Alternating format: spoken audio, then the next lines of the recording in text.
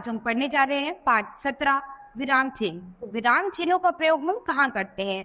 जब हम कोई वाक्य पढ़ते हैं या लिखते हैं तो वाक्य के मध्य में या अंत में हमें रुकने के लिए, कुछ ठहरने के लिए हमें कुछ चिन्हों का प्रयोग करना पड़ता है, वो विराम चिन्ह कहलाते हैं। ठीक है, तो आइए विराम चिन्हों के बारे में इस पाठ में पढ़ेंगे कि विराम चिन्हों का प्रयोग हम कहाँ और कैसे करते हैं। विराम का अर्थ है रुकना, ठहरना या विश्राम करना। वाक्य लिखते समय या बोलते समय अपनी बात को स्पष्ट करने के लिए कुछ चिन्हों का प्रयोग किया जाता है जो विराम चिन्ह कहलाते हैं। विराम चिन्हों के प्रयोग से हमारे कथन के अर्थ में आश्चर्यजनक परिवर्तन होता है। इनसे भाषा स्पष्ट एवं बोधगम्य होती है। वाक्य के मध्य तथा अंत में विराम को प्रकट करने के लिए निर्धारित चिन्हों को विराम चिन्ह कहते हैं। कुछ प्रमुख विराम चिन्ह निम्नलिखित हैं। तो सबसे पहला है पूर्ण विराम यानी फुल स्टॉप।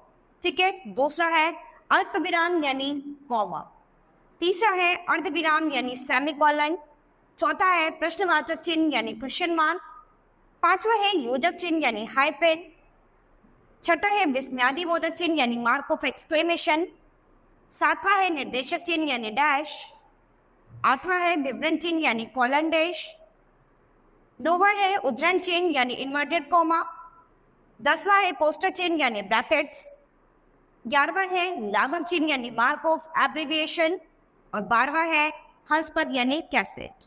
ठीक है, तो ये 12 आपके विराम चिन्ह हैं। इनके बारे में हम डिटेल में पढ़ेंगे कि कहाँ कहाँ किस तरह से इनका प्रयोग करते हैं। तो सबसे पहले पूर्ण विराम के बारे में पढ़ेंगे। तो पूर्ण विराम के लिए आप इस चिन्ह का प्रयोग करते हैं। ठीक है, पूर्ण विराम वाक्य की समाप्ति पर लगाया जाता है हमेशा।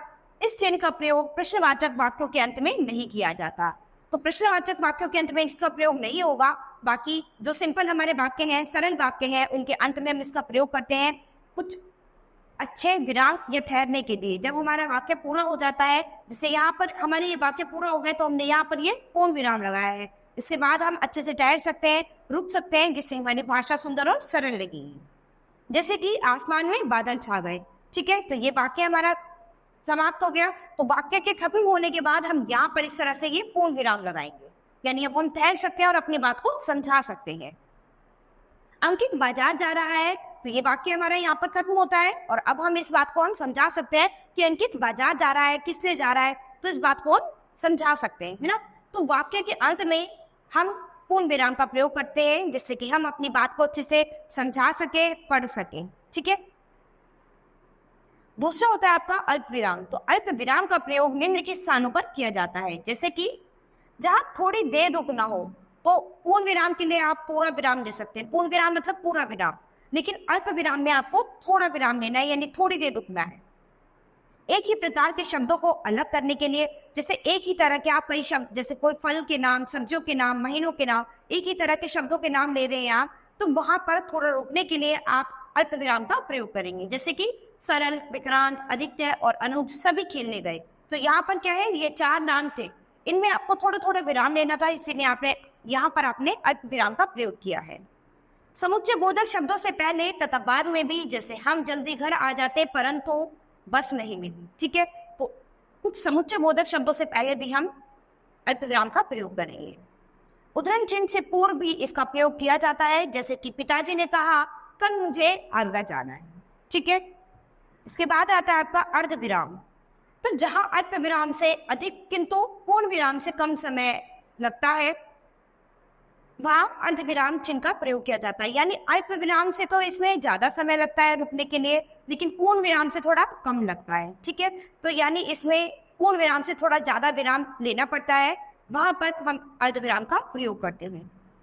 तो देखेंगे जहां 2 उपवाक्यों का संबंध हो तो उनके बीच अर्ध विराम चिन्ह लगाया जाता है, जैसे कि वह दुबला पतला है परंतु कमजोर नहीं है। ठीक है, तो यहाँ पर क्या है, वह दुबला पतला है, ये वाक्य हमारा हो गया।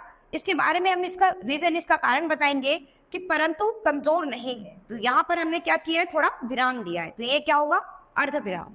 मैंने उसे डांटा नहीं, प्यार से समझाया नहीं, तो ये भी क्या है, अर्ध विराम।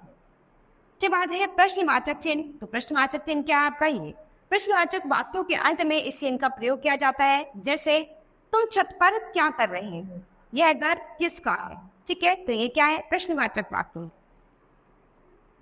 इसके बाद आता है आपका योजक चिन्ह। तो इस चिन्ह का प्रयोग समानार्थी तथा विपरीतार्थी शब्द युग्मों के बीच द्वंद्व तथा तत्पुरुष समास में होता है, जैसे कि सुख दुख। जैसे एक दूसरे के आपस में मिलने जुलने वाले शब्दों के बीच में हम योजक चिन्ह का प्रयोग करते हैं, जैसे सुख दुख, रात दिन, जीवन मरण, माता पिता, भाई बहन। इन शब्दों के बीच में हम इसका प्रयोग करेंगे योजक चिन्ह का। ठीक है।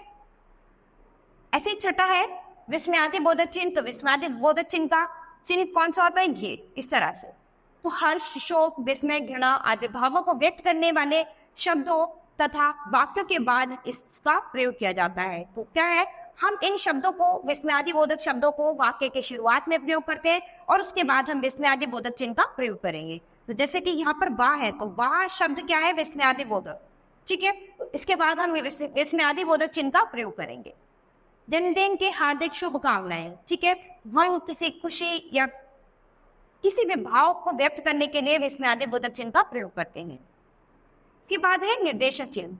इसका आकार योजक से थोड़ा बड़ा होता है। इसका प्रयोग किसी कथन से पहले तथा उदाहरण की ओर संकेत करने के लिए किया जाता है, जैसे कि पिताजी ने कहा, बेटा समय और लहरें किसी की प्रतीक्षा नहीं करती। तो जब कोई किसी बात को कहता है, निर्देश देता है, तो वहां पर हम इस चिन्ह का प्रयोग करते हैं। इसके बाद आठवां है विवरण चिन्ह। विवरण चिन्ह यानी जब हम किसी चीज का विवरण करना चाहते हैं तो उस शब्द के आगे हम ये विवरण चिन्ह का प्रयोग करेंगे। जब किसी बात का उदाहरण या उत्तर अगली पंक्ति में देना हो तो विवरण चिन्ह का प्रयोग किया जाता है, जैसे कि सूरदास की रचनाएं हैं। तो सूरदास की रचनाएं क्या है? तो यहाँ पर हम इस विवरण चिन्ह का प्रयोग करेंगे। इसके बाद हम इसका विवरण देंगे। कौन कौन सी है? सूरसागर और सूरसारात्मनी। ठीक है। इसके बाद आता है आपका उद्धरण चिन्ह। किसी के कथन को उसके मूल रूप में उद्धृत करने के लिए दोहरे उद्धरण चिन्ह का प्रयोग किया जाता है। तो जब हम किसी के द्वारा कही हुई कोई बात बिल्कुल उसके शब्दों में हम लिखते हैं या बताते हैं तो उसके लिए हम उद्धरण चिन्ह का प्रयोग करते हैं। जब किसी ने कोई बात एज इट इज कही है और उसको हम बिल्कुल वैसे ही कहें, उसमें कोई भी हम हेरफेर ना करें, किसी भी शब्द को आगे पीछे नहीं करेंगे, तो उसके लिए हम उद्धरण चिन्ह का प्रयोग करेंगे। जैसे कि माँ ने कहा, तो माँ ने क्या कहा? मैं बाजार जा रही हूँ। तो माँ के कहे हुए शब्द बिल्कुल ऐसे ही जैसे माँ ने कहे थे वैसे ही आपने यहाँ पर लिखे हैं, तो इसीलिए इसको उद्धरण चिन्ह में लिखा जाएगा। किसी लेखक का उपनाम, कविता, कहानी, उपन्यास या पुस्तक के शीर्षक को इकहरे उद्धरण चिन्ह में दर्शाया जाता है। इकहरे उद्धरण चिन्ह के लिए हम क्या करते हैं कि किसी लेखक का कोई उपनाम हो, कविता हो, कहानी हो, उपन्यास हो या किसी पुस्तक के शीर्षक का नाम हो तो उसके लिए हम इकहरे उद्धरण चिन्ह का प्रयोग करते हैं। जैसे कि हम पंछी उन्मुक्त गगन के, तो कविता के कवि शिव मंगल सिंह सुमन है। ठीक है। तो यहाँ पर क्या है? ये कविता का शीर्षक है और ये कविता लिखने वाले कवि हैं। तो इन दोनों के नाम को हम इकहरे उद्धरण चिन्ह में लिखेंगे। राम की शक्ति पूजा निराला की रचना है। ठीक है। तो इनकी रचना जो है वो इकहरे उद्धरण चिन्ह में लिखी जाएगी। इसके बाद आता है आपका कोष्टक चिन्ह। इसका प्रयोग वाक्य में प्रयुक्त शब्द का अर्थ स्पष्ट करने के लिए किया जाता है। तो जब वाक्य में कोई शब्द आ जाते हैं तो उनका अर्थ स्पष्ट करने के लिए हम ब्रैकेट में, कोष्टक में हम उसका अर्थ लिख देते हैं, जिससे हमें उसका अर्थ सही तरह से मालूम हो जाए। सिद्धार्थ यानी सिद्धार्थ कौन थे? गौतम बुद्ध थे। तो हमने सिद्धार्थ के शब्द का अर्थ बताया है बच्चों को कि सिद्धार्थ कौन है? गौतम बुद्ध है, कि पत्नी यशोधरा थी। ठीक है। तो जब हम किसी शब्द का अर्थ स्पष्ट करेंगे तो कोष्टक में उसके बारे में हम उसके अर्थ को स्पष्ट कर सकते हैं। क्रम सूचक अक्षरों तथा अंकों को दर्शाते समय जैसे क, ख, ग यानी 1, 2, 3, इनके लिए भी हम कोष्टक चिन्ह का प्रयोग करते हैं। इसके बाद आता है आपका लाघव चिन्ह। तो लाघव चिन्ह आपको होता है इस तरह से होता है। जब किसी शब्द को संक्षिप्त करके लिखा जाता है तब इसका प्रयोग किया जाता है, जैसे डॉक्टर। तो जब हम किसी शब्द को लघु रूप में लिखते हैं तो उसके लिए हम क्या करते हैं? उस शब्द के पहले या दूसरे पहले वर्ण के आगे हम ये लाघव चिन्ह का प्रयोग करते हैं, जिससे हम समझ जाते हैं कि शब्द का मतलब क्या है। यानी जैसे कि डॉक्टर है तो ऐसे हम डॉ शब्द लगा के इसके सामने ये लाघव चिन्ह लगा देते हैं, तो इससे हमें पूरा शब्द का मतलब समझ आ जाता है कि ये डॉक्टर शब्द लिखा है। ठीक है। ऐसे ही उत्तर प्रदेश, तो उत्तर प्रदेश के लिए हम ओ वर्ण के आगे भी लाघव चिन्ह का प्रयोग कर लेते हैं और प्र के साथ भी, तो इसको पढ़ के हम समझ जाते हैं कि ये उत्तर प्रदेश लिखा है। ऐसे ही कृपा प्रश्न उन्नति के लिए भी क्र, प्र और ओ, इन सब के पीछे हम लाघव चिन्ह का प्रयोग करते हैं। इसके बाद आता है हंस पद। तो वाक्य लिखते समय जब कोई शब्द गलती से छूट जाए तो उसे लिखने के लिए हंस पद का प्रयोग किया जाता है। तो आप देखते होंगे जब भी आप कोई वाक्य लिखते हैं तो उसमें कभी ना कभी कोई ना कोई शब्द आपसे जरूर छूट जाता है।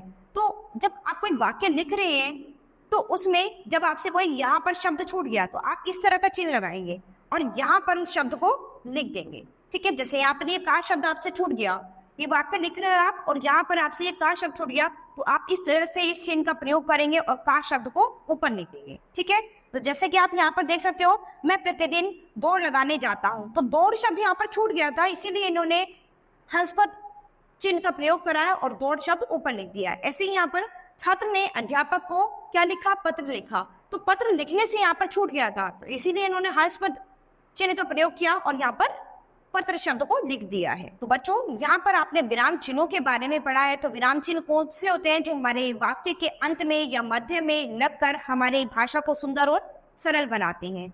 ठीक है, तो यहाँ पर आपने 12 विराम चिन्हों के बारे में पढ़ा है, उन चिन्हों के प्रयोग के बारे में पढ़ा है कि किस तरह से और कैसे हम उनका प्रयोग कर सकते हैं।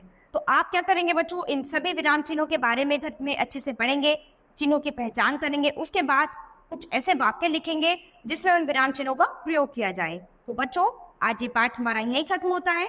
अब हम अपनी नई क्लास में मिलेंगे अपने नए पाठ के साथ। धन्यवाद।